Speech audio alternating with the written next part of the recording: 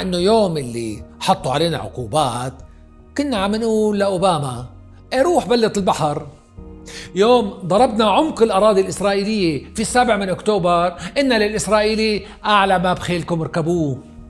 اليوم عم نشحت السلام لمن تبقى حيا من أبناء غزة المهددين بالتهجير مرة سادسة أو الترحيل النهائي قبل ما يرجع ترامب بكلامه، وعسى ما يرجع عن آخر رجعة رجع فيها بكلامه.